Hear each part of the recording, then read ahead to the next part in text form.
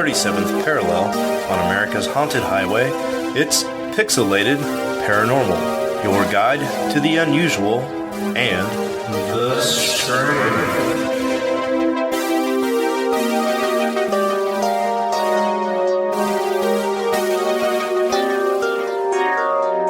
What's up, everybody, and welcome back to episode 99 of Pixelated Paranormal, just one episode away from that 100 episode mark. Whoop, whoop. Woohoo. Uh-huh.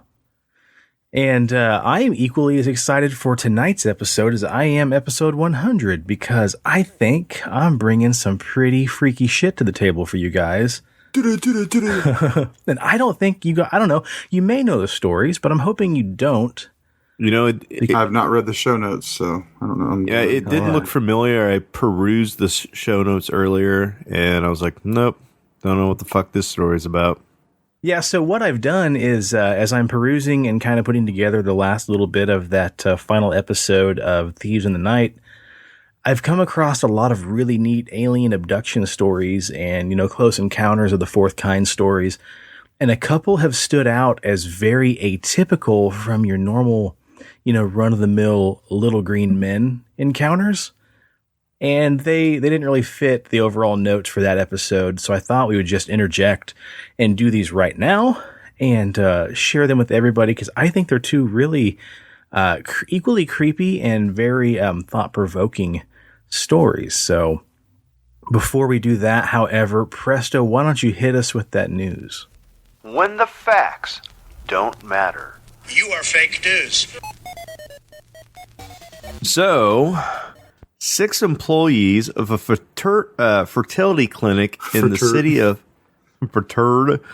fertility clinic in the city of Lanzhou in the northwestern Chinese province of Gansu received sentences ranging from 8 to 25 years in prison after they were found guilty of using pig semen to fertilize dozens of women. That's right, folks. Between the years of June 2016 and March 2017, a total of 86 women who had paid 50,000 yuan, which is 7,700 American dollars, to be inseminated with the sperm from candidates carefully selected from the Chinese elite, were instead fertilized with pig semen. Wow. Only 4 of these women actually got pregnant. Now, one of these fetuses was so deformed that a doctor who saw it demanded an autopsy, and it was revealed that the embryo was part human and part animal. Chimera? Yeah.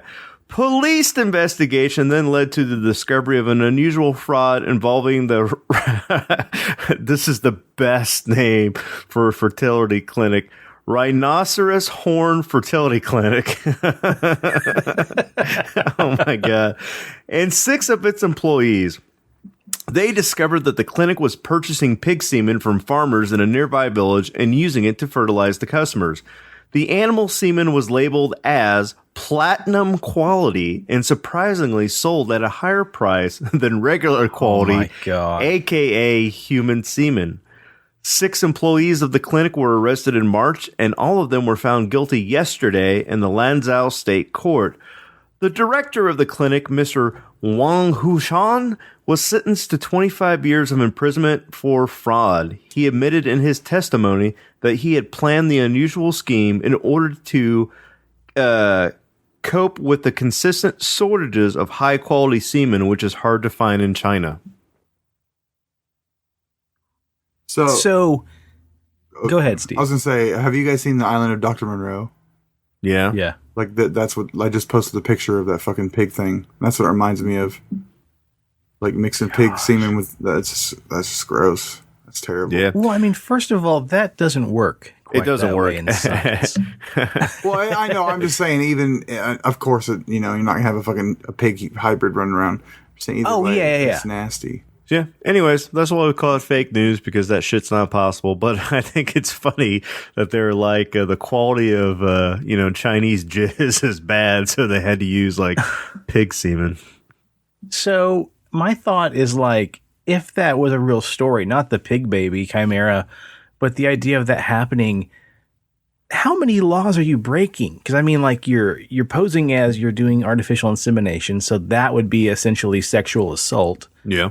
The infection you'd probably give the poor woman or women from that. I'm sure, it's high quality preserved semen too. It's not like a, rusty bucket or anything like that, but yeah. Well, I mean, the rusty bucket does fit well with the rhinoceros's horn. Is that the name of the clinic? Yeah. Fucking gross. Pretty damn nasty. Come down to the rhinoceros horn and receive your rusty bucket of semen today. Rusty bucket. So gross. Well, in other related news that's probably fake, well, we're going to talk about it anyway. Did you guys see the supposed video of the lady who had the elf walking down her driveway? Yeah, because I sent it to you guys. Well, I sent it to you guys first. I sent it back. All right, quit flexing on each other. I showed you the video first. Big pocket, little pocket.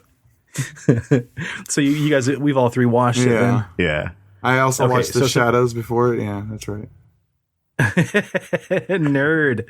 So, okay, basically, somewhere in California, a woman on her security camera caught what appears to be an elf, just like Dobby or Creature, walking down the driveway or skulking or like, I don't know, like a baby deer, like he might be learning how to walk. They're kind of like always listening to like on the Mac. Ritz. Yeah, kind of like a Mac and me with pointy ears. Yeah. But so the story basically is short and sweet. She says in the middle of the night, she noticed a weird shadow going across the front of her house through the windows. So basically like the shadow was coming through her window from the street light. And so she rushed to the front door. It was gone by then. So she checked security footage and boom, you've got like 8 seconds of this weird, thin, scraggly elf looking thing, like just bebopping down the driveway.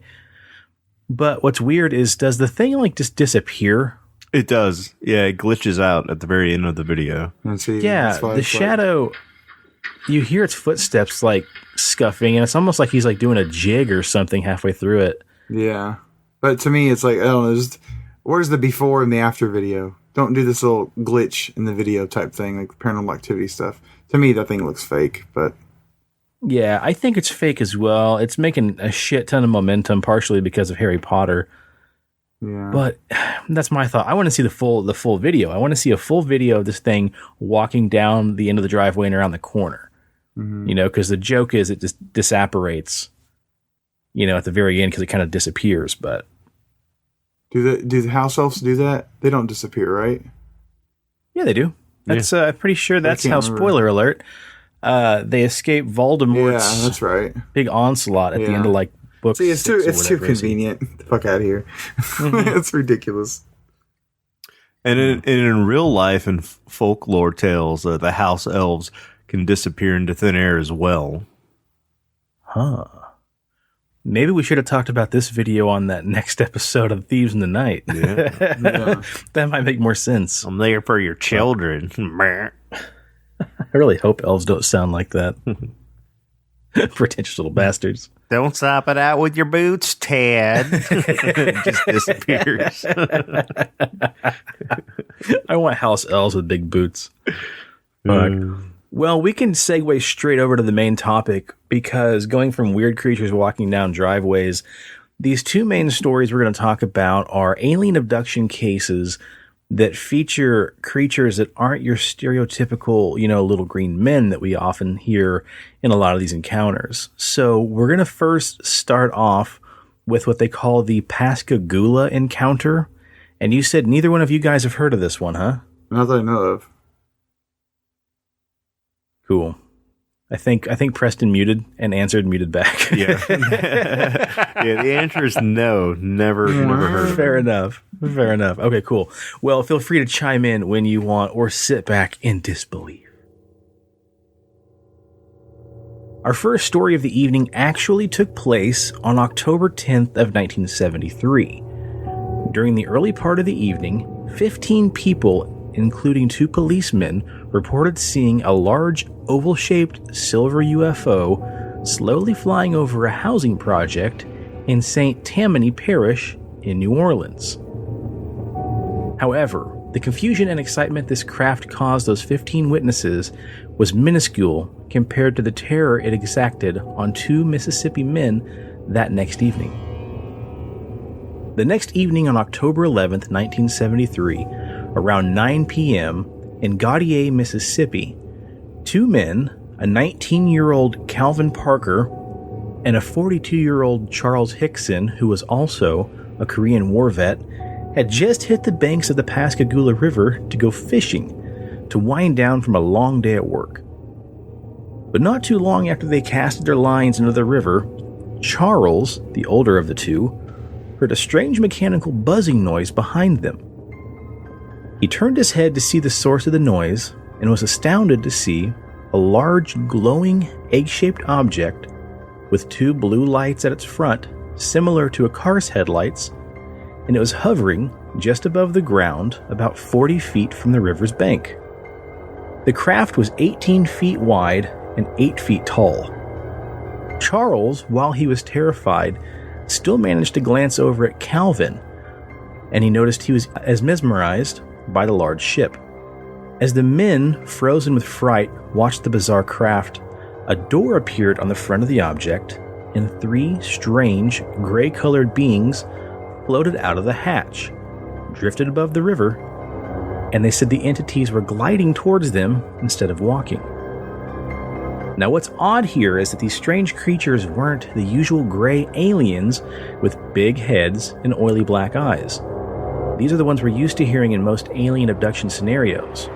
But these creatures were at least 6 feet tall, stubby, bullet-shaped heads, and they didn't seem to have any necks. No neck. The heads just sat on top the broad shoulders that had 2 overly long arms that hung by their sides. But instead of hands with opposable fingers, they had claws much like a crab. Now, like I said before, the creatures glided towards the 2 men out of the craft, although they did have 2 legs that had almost what could be described as blunt tips or hooves. They didn't have actual human feet at all. As they floated across the ground, the two terrified men, their legs didn't move, and Charles said it was almost like their legs were fused together. And I sent you guys a picture of what that looks like in the dock. So they walk like penguins. Well, yeah, this just says they floated. Like they didn't even walk. They just kind of glided. But let's get back to what their heads look like, because this is the most peculiar part.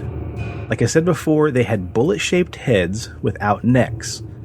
But their faces might be the most peculiar part of all.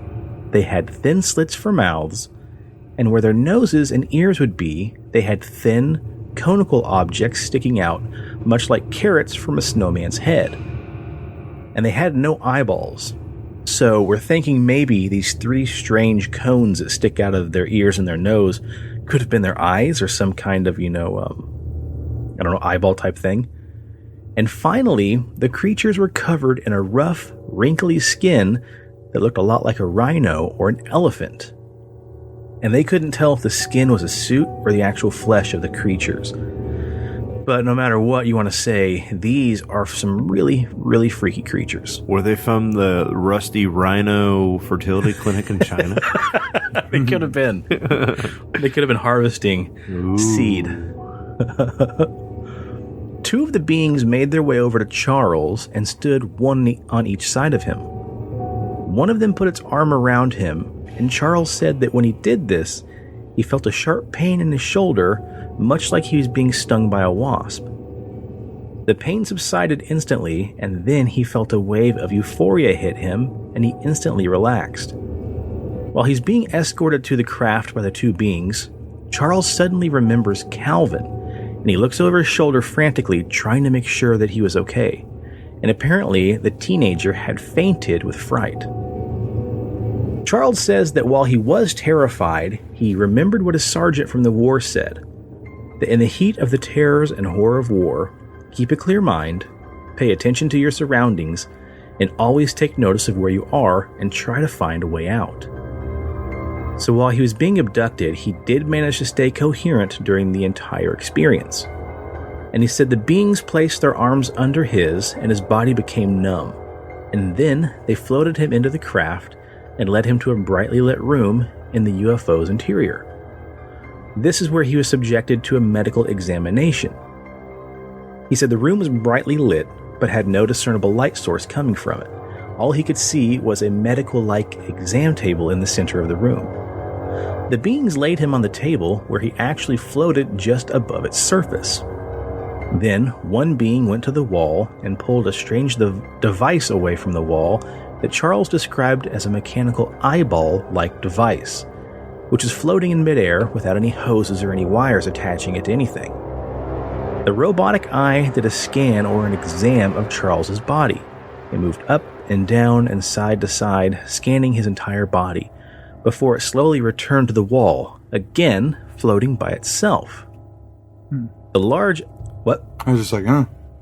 Oh. Creepy. The large eye device, according to Charles, was not painful or uncomfortable in any way. Charles kept trying to ask the beings questions, but they mostly ignored him, except for one of the creatures who occasionally buzzed at him when he tried to speak. When the exam was finished, the creature left the room and Charles remained floating above the table. He believes that Calvin had the same exact type of exam. Calvin, however, was still so frightened that he remained passed out and didn't remember being on board a craft at all, and he wouldn't recall his ordeal for many years later. After approximately half an hour, the men were returned to the riverside. Charles realized that they were back outside the ship, standing where they were both originally at when the craft arrived. He found Parker on his knees, weeping and praying on the ground right next to him. Moments later, the craft rose straight up in the sky, shot out of sight, and disappeared into the night sky. So at this point, the two are just belligerent. They make their way back to their truck, and they're just completely incoherent. They're trying to figure out what they saw, what the hell happened, if it was real. They were both shaking and screaming, and Calvin was still in tears. So Charles did what anybody else would do to get his bearings straight, and he took a few shots of whiskey to calm his nerves from the pint that he kept in his car. So everybody can think you're nuts and drunk when you tell them the story. Cool story, bro. Yeah, get good and lit up before you tell everybody. After a few minutes, the two were finally calm enough to focus on what to do next. Now, the first thing they thought was no matter what they say, they're going to hear nothing but ridicule. If they tell anybody what happened, Hickson and Parker initially decided they should just keep quiet. But then, because the government might want to know, or maybe they thought they should know, they decided to call the Keesler Air Force Base in Biloxi. The sergeant who answered the phone told them they should contact the sheriff because with the recent shutdown of Project Blue Book, the United States Air Force no longer concerned themselves with UFO reports. But uncertain about the reception their bizarre story might get from local law, they decided instead to drive to the local newspaper and speak to a reporter. However, probably for their own good, when they got to the actual newspaper, the office had already closed. So at that point, they decided they had no other choice. They had to go to the sheriff. So what's funny is they get to the sheriff's office. They're both visibly distressed. The sheriff sits them down. He listens to their story. And then he gets up and he's like, hey, come on over, sit in this room and give me a couple minutes. I'm just going to run and get a couple more officers and we're going to go ahead and take your formal report. So he leaves the two guys in this room. Meanwhile, he stumbles out. He's gasping for air because he's laughing so hard. And he's telling, his buddies like, oh my God, you got to come look at this, get a look at this. And what Charles and Calvin didn't know is the room they're waiting in actually was bugged. It had a series of cameras and also microphones. So this is where they'd put people and hopefully maybe they'd crack and they could get, a confession on tape, so to speak. But what's strange is the sheriff and his cohorts sit outside waiting and listening. And instead of hearing okay, now, they're 6 feet tall, right? Okay, great. They hear both of the guys still freaking out, crying out about how no one's going to believe them. They can't believe what happened. Charles is freaking out saying, I just got to get back to my wife. I got to tell my wife I'm okay. Oh my God, how she's not going to believe me. She's going to leave me. And so the sheriff kind of goes back inside and he's like, holy shit, I think these guys are telling the truth. I don't think this is a hoax at all. So he tells him, kind of keep your mouth shut about this. I think you might be telling the truth. And whatever you do, do not make any phone calls.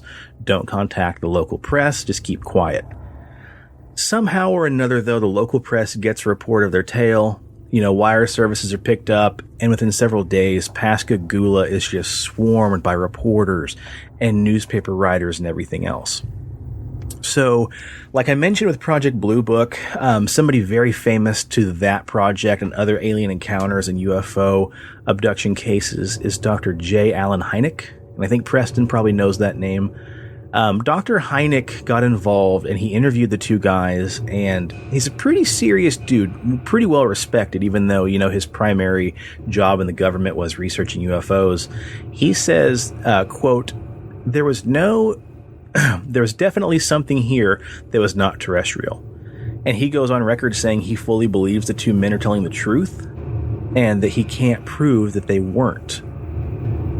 And what's strange, too, to kind of further support these guys' experience, in what seems to be a related incident, a couple weeks after their encounter, a Coast Guard guardsman said that fishermen and he had an encounter with an underwater metallic object. Right around that same area in the Pascagoula River, they encountered this big, large metal object in the water. They could get just close enough to it to poke it with one of their big, fishing hooks, a big hook at the end of a big pole. And as soon as they would just about touch it or they'd bump it, it would take off. And so they pursued this thing for like 40 minutes before the craft finally disappeared. And then if you fast forward years later, around 28 years after the initial encounter happened, another guy came forward saying that same night on October 11th, he and some fellow military men were driving down Highway 90 in that same area when they noticed a huge craft flying across the sky. And they said it was going pretty fast.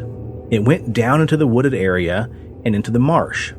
It hovered over the tree line, maybe for a minute. We actually pulled over to the road and watched it. I said, "My God, what is that?" The thing looked like a giant tambourine with little flashing lights on it. As quickly as we saw it, it just vanished. There was some daylight still remaining at dusk as it approached, and the men got a very good look at the object.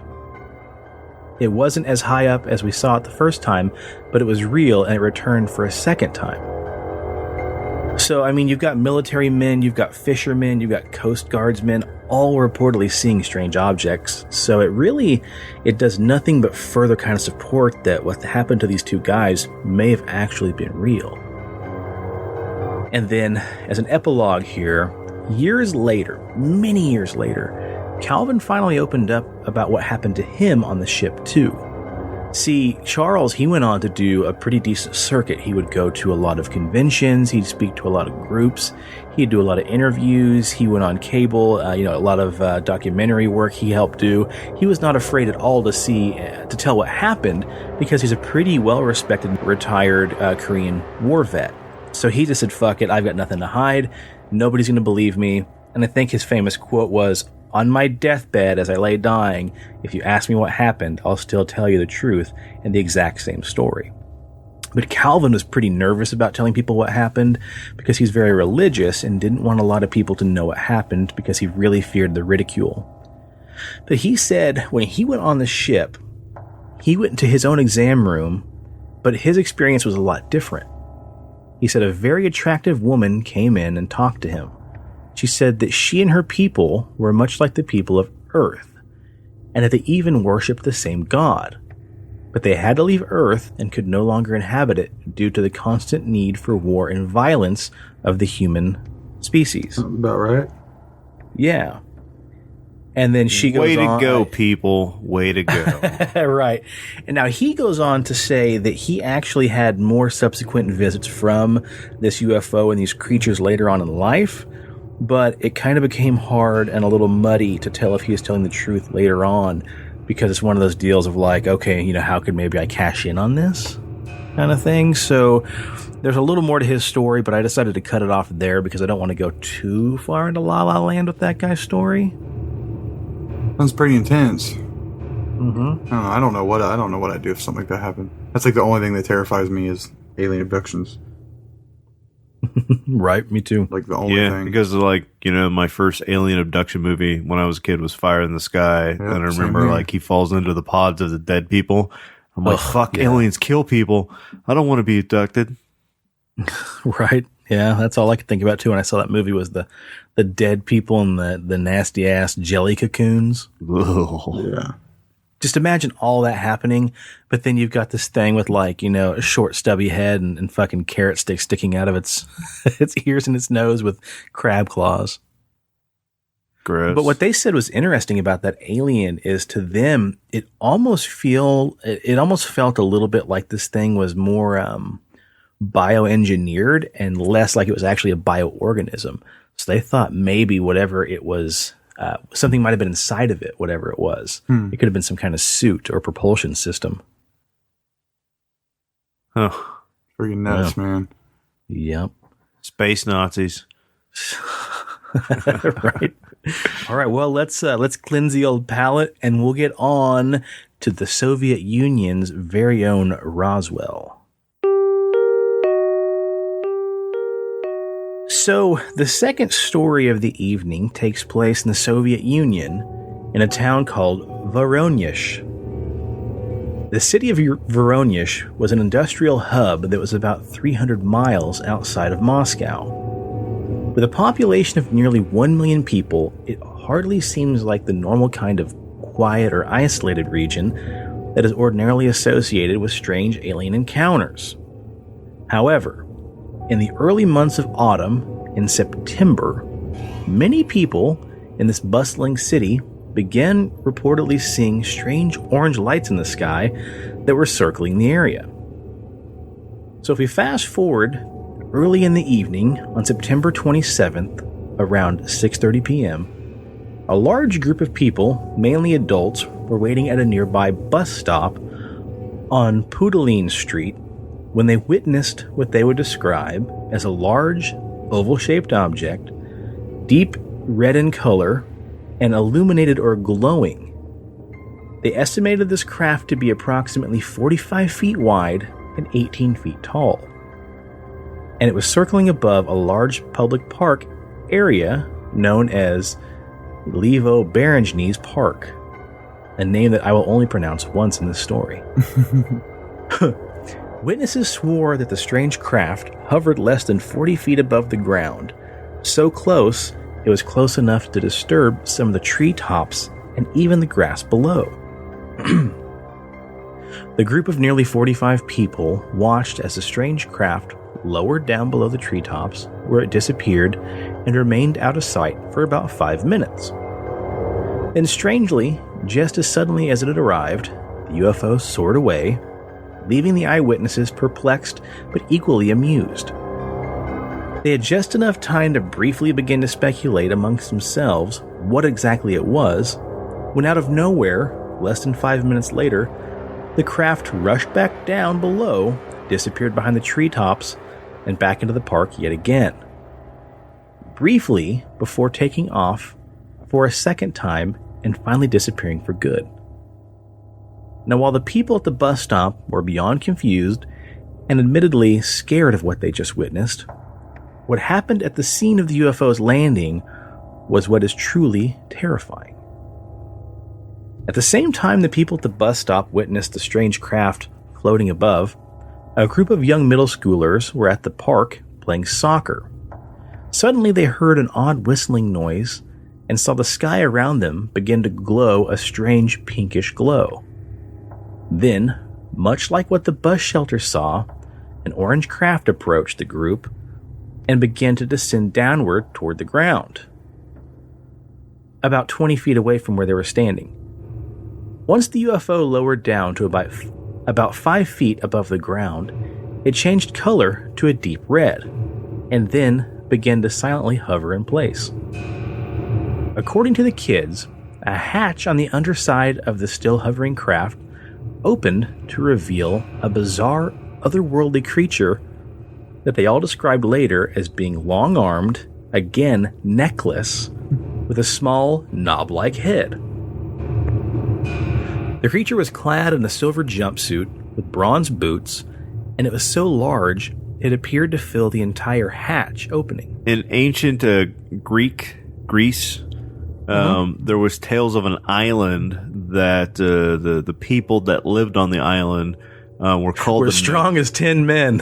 Yeah, they were called the no necks because they literally had no necks. And they fought with the dwarves and the other races, and then like Poseidon's like, you know what, fuck you guys are assholes, and then wiped them out. So maybe it was like an island full of aliens, you know? Maybe they had bronze boots. The picture a little bit farther down looks more like we're describing kind of a thinner version of the Juggernaut. Yeah. In a way, but the creature was clad in a silver jumpsuit with bronze boots and was so large it appeared to fill the hatch opening.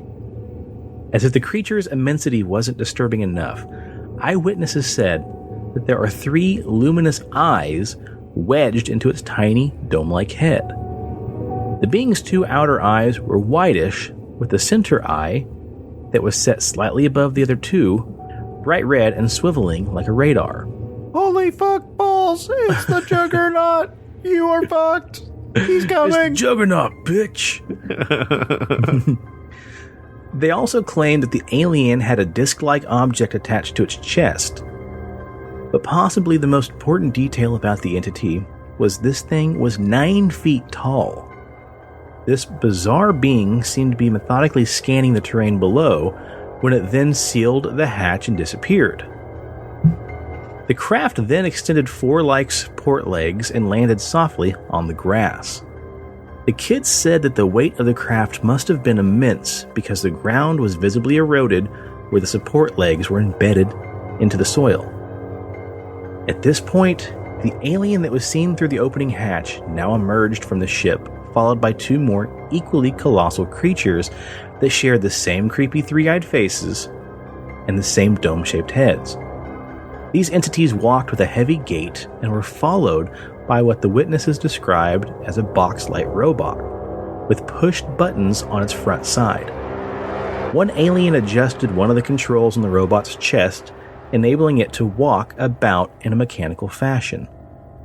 The robot then began to walk around and examine the ground near where the craft had landed, and they saw it take some soil samples along with plant life samples too. One of the creatures made indecipherable noises which seemed to be some kind of orders it was giving to the other 2. Then a beam of light emerged from the chief alien's chest. The beam delineated a number of luminous triangles and rectangles about 1 foot by half a foot wide, as if it was indicating something to its comrades. This frightened one young boy, so he apparently cried out in alarm. At the sound of the child's scream, the leader alien apparently fixed his gaze on the youngster, freezing him unnaturally in his tracks. This sent panic rippling through the rest of the terrified crowd, and as if the tale couldn't get any weirder, witnesses claimed the aliens and the robot all simultaneously got in a line, and with their robot companion in tow, single-filedly walked back up into the ship and disappeared into the hatch. The ship rose up and flew off, but nevertheless, the encounter was far from over. At this point, the group of kids were basically frozen in disbelief, trying to figure out just what the hell happened. Because while science fiction was running rampant in the US, it was far less popular and even talked about in Russia. So it's rare these kids were being terrified of what they just saw, being inspired by a magazine or a radio show. But while their panic was rising anyhow, the craft reappeared and dropped back down into the same place about 5 minutes later. Now, one of the creatures is carrying a tube-like gun. It was about 1 foot in length. It aimed the tube towards a 16-year-old boy who had screamed, and a beam of light shot out, causing the teen to freeze in place. And then he disappeared without a trace, just blinked out of existence. Then, without any other altercation, the creatures re-entered the UFO, the craft retracted the landing gear, and began its ascent, slowly increasing speed as it rose. And just as the vehicle was disappearing from sight, the vaporized teen miraculously reappeared, barely able to speak, and he was petrified with fear. And again, of course, it wasn't long before, the press got wind of the actual tale of UFOs, robots, and vanishing ray guns and giant alien invaders. And soon, the story had taken off rampant. So in no time, scores of scientists, Soviet government agencies, reporters, and other agencies just basically swarmed this town in Russia. And it made its way across news headlines and everything else. Now, what's interesting about the story is, again, the children were all taken into a room, interviewed together, and then interviewed separately. And as I'll tack on to the Instagram, they were all asked to draw what the ship looked like, draw what the aliens looked like, and all the children interviewed all pretty much drew the same exact thing. That's crazy. It looks kind of like a tall, lanky, skinny juggernaut with 3 eyes. Oh, and they interviewed without parents, that type of thing? Or Yeah, I mean, it's 1989. It's crime, Yeah, it's probably not really a crime in Soviet Russia. And it's Russia. Yeah, it's Russia, and this is right around a few months before the fall of the Berlin Wall, all that kind of shit, man. I mean, I think... busy. Yeah, I don't think Chernobyl had exploded yet. But I mean, like... You tell me what you saw, I give you vodka and potato, little boy. Or not. Preston's our local accent impersonations. Yeah. Yeah. Hey, but that one's new. That one didn't sound like your normal hillbilly accent. Or racist. Like stereotypical racist. Wow. No, I'm just fucking with you. I'd say imitation is flattering. Yeah, you did pretty good on that Russian one. I was impressed. Not too shabby. So something else that should be noted about their experience. Another reputable witness came forward, a Lieutenant Sergei Matviev, who confessed that while he had not actually seen any aliens, he had seen a spaceship which he described as a large flying body in the sky, moving silently across the sky in a high speed and very low altitude. The lieutenant claimed that even he was a little skeptical at first when he saw the object. I thought I must be really tired. I rubbed my eyes, but it didn't go away. Then I figured, in this day and age, anything is possible. He then said the primary concern was the health of the children and not knowing what they could have been exposed to, any other pathogens or radiation, so that was his main concern. And so there you go. That basically is Soviet Russia's Roswell equivalency. Again, not your typical alien encounter with, little melon-shaped heads and giant oily black eyes. Picture's pretty interesting. It is. What I really dig about the story is the fact that, again, they didn't have tons of UFO comic books and magazines and shit like we did. Yeah. Like, their censorship was a bit stronger over there, and I don't really think... Yeah, science fiction wasn't really running rampant like it was here. They had access to it. I know plenty of guys in the U.S. military that were stationed over in Germany and Russia and stuff like that, or near Russia.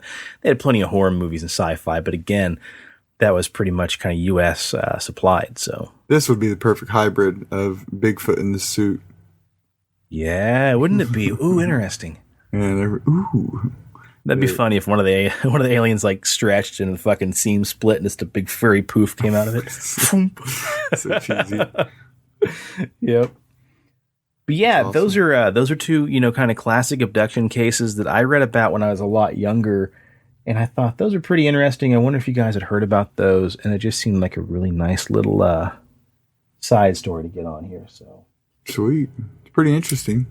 Yeah, man. I don't know if these were included in that UFO book I bought when I was younger. I don't think it was, but in any case, yeah, I'm surprised you hadn't heard about that because it was kind of pretty big stories, really, but cool, man. Well, Steve, take us home, buddy. Now, from the depths of Reddit, it's time for Tinfoil Hat Stories with Big Steven. Sweet. So this one is from the subreddit Paranormal Encounters again. This is posted by user Sad Ghost Boy You Woo. All right. Some of the names on Reddit are ridiculous. This one's called How I Went from a Doll Enthusiast to Throwing Away Every Doll I ever had. Ooh. Do you guys get scared by like the whole doll genre, like the creepy haunted dolls? I mean, you guys went to that museum and you've seen this type of shit. Do you find it creepy or what? Do you believe it? No, because I'm just gonna like pick it the fuck up and set it on fire and be done with it. Like, nothing freaky about it. Yeah, I've never been like creeped out by like Chucky or the Annabelle or any other multiple doll figures throughout, horror media. But it's just weird. I've always had a deep-seated fear of ventriloquist dolls. Yeah, and I went to that. Fuck. What was it? The talent show? No. Like a. Oh shit! Why can I not think of it? I went to that store up in Antique Mall up in Salina, and they had that little like fat baby Stephen doll that I was really gonna get. It was like 1920s, That's and hilarious. like everybody was freaked out by it. Like Jeffrey was freaked out, the kids were freaked out, and they're like, "No, it's haunted. You can't bring it home." That's I'm like, awesome. "Come on." Was it like Let me really get expensive it. or what? It was like $80. So Yeah, it'd be cool to just put in like a display case and be like, yeah, thing's haunted. I just really wanted to, like, in the middle of the night, sneak into the kids' room and just, like, place it next to their bed. Perfect.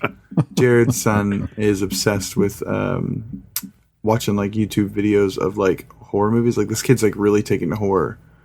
And Really? yeah, like, and Jared doesn't know how to feel about it because it's, like, he's really young, but he's, like, he's obsessed. Because, like, when you look at YouTube clips, like when you're a child, because all this YouTube stuff's kind of like new to us with children, because kids like they just get subjected to so much stuff on YouTube, and it's hard to filter out like what's good and what's bad, even for us. Yeah, they're almost luckier in a way, because I was only subjected by like seeing the first 30 seconds of like a Child's Play 2 trailer or like a USA Up All Night trailer and shit when I was real young. I never got to just jump on YouTube and watch creepy shit ever. Yeah, and the thing with him, and I've seen other kids do too, is that like they don't really like watch like trailers or movie scenes. They'll watch like lore about that person or like top 10 lists, top 5 lists, stuff like that. So he's like obsessed with Chucky right now. He's never seen a Chucky movie ever.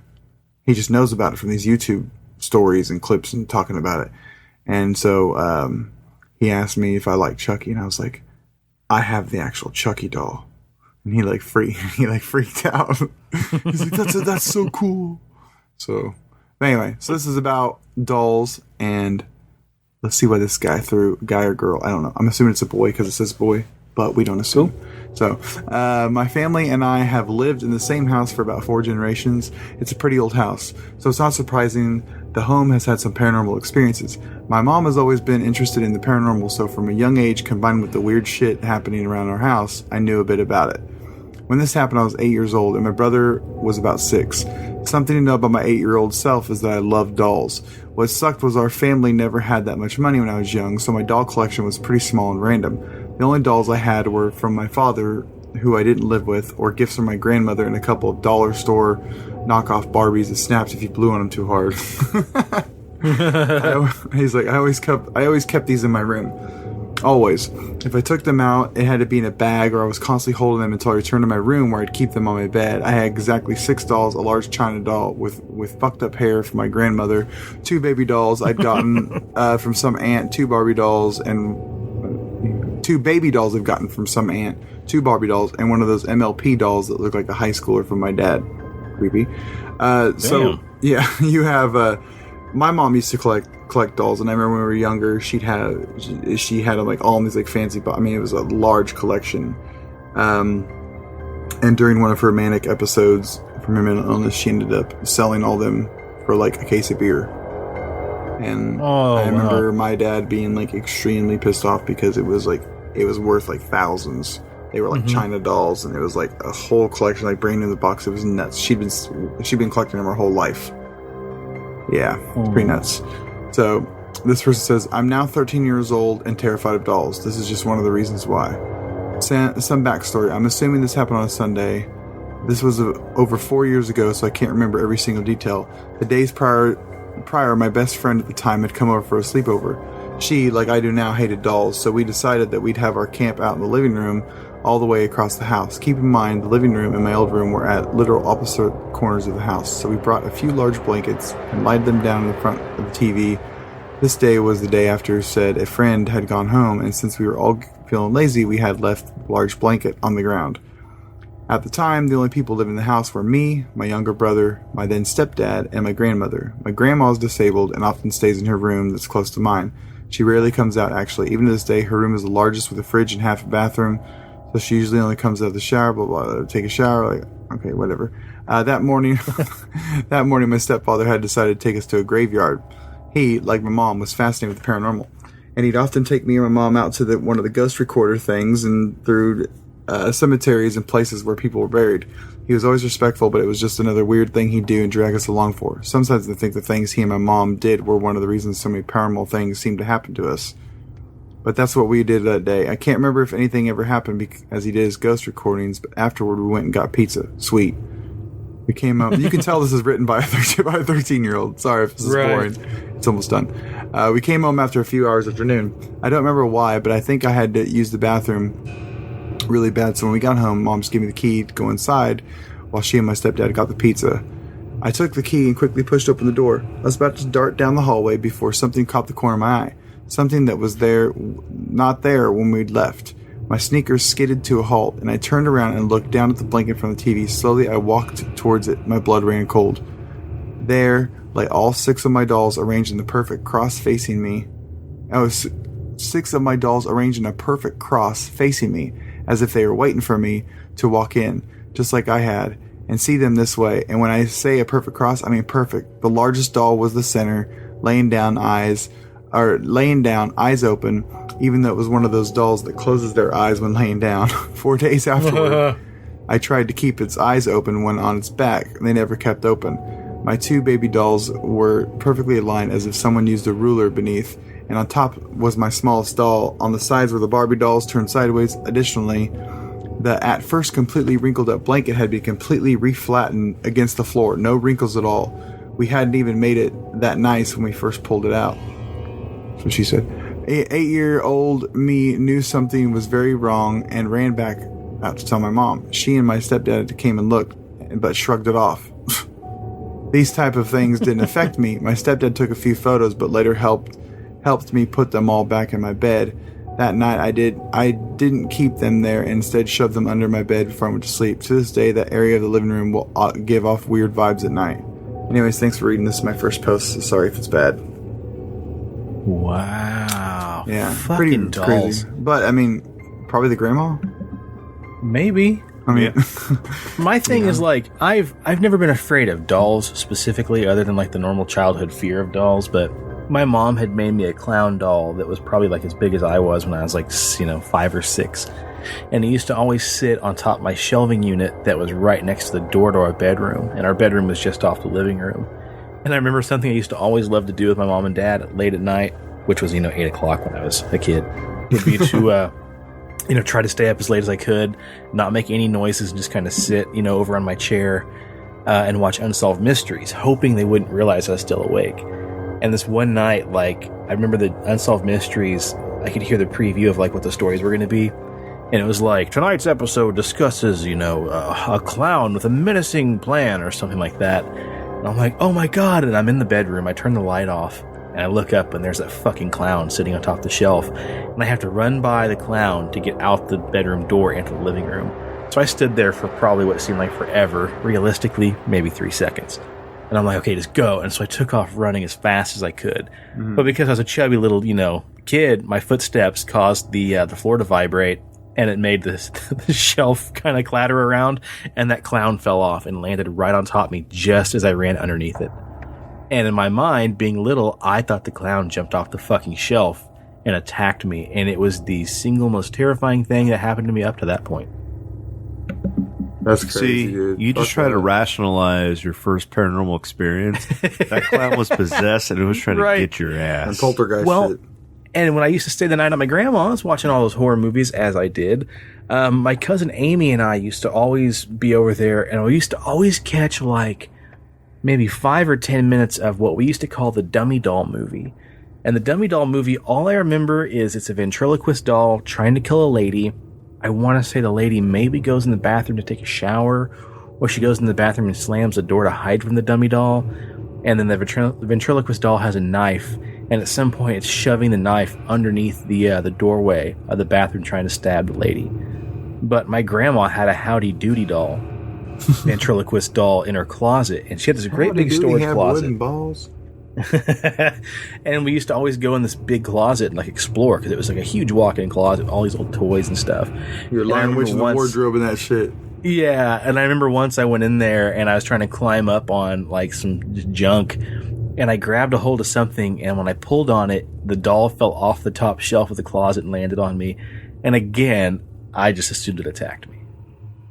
Damn. Yeah, so I'm not afraid of... Oh, just hit my microphone. Sorry about that. I'm not afraid of dolls. I'm afraid of the shit that possesses the doll. That's what freaks me out. Like when we went to... what was that thing's name? At the Haunted Museum, the Museum of Shadows in Omaha. Demas. Yeah, that Demas doll. Like, I'm not afraid of that little doll.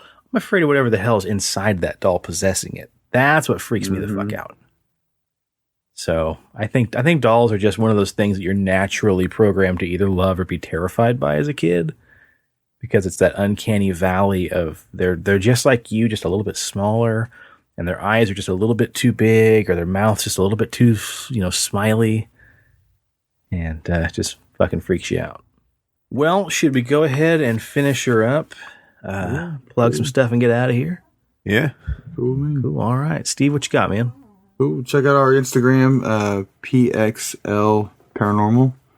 We're always posting stuff on there, and that's pretty much it, I think. I don't really... it's Pixelated Paranormal on Facebook as well.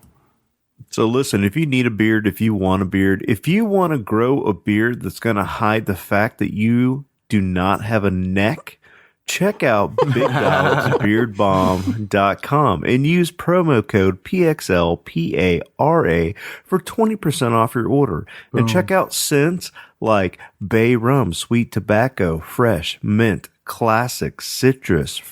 Am I forgetting one? Dundee Cedar. I think that's really it. Anyways, it doesn't matter which one you get because they're all fantastic, and they all will give you this lush man beard. We'll all be giving our review for the mint. He's brewing up a new mint flavor, is what he said. Oh yeah. So we're gonna be reviewing that pretty soon. That'd be pretty cool. Yeah, there's a haunted statue up there. I got to get to that damn story. There's a haunted statue story that Micah sent me a long time ago, and I need to get after it and actually talk about it. But I'm actually trying to research more about the statue before we cover that listener story. But right, some good shit. So, all right, cool. Check out our friends over in Colorado, Fear and Fame. Check out Mark's solo podcast, Pixelated Sausage. Check out his video game reviews on the YouTubes of Attack the Backlog. And Preston, what's my favorite race car podcast? Sports Cars Unleashed. You got it. Boom, boom. And Steve, you plugged the Instagram, right? PXL Paranormal? Yes, sir. Keen. Cool. Other than that, thank you guys so much for listening, and we can't wait to hit that next episode, guys. Yeah. And remember, listeners, stay spooky and stay on the paranormal highway. Ooh. Forgot you were going to say that. Awesome. All right. Thank you so much for listening. The cast at Pixelated Paranormal would like to thank you for listening to this week's episode. Pixelated Paranormal is here to tell you tales of the fantastical, the strange, the unknown. Tales that will move you a little further down the paranormal highway. If you'd like to share your own listener story, we would love to hear it. Email us at pixelatedparanormal@gmail.com. Again, that's pixelatedparanormal@gmail.com. We'd really love to hear from you. Again, thanks for listening to this week's episode of Pixelated Paranormal, your guide to the unusual and the strange.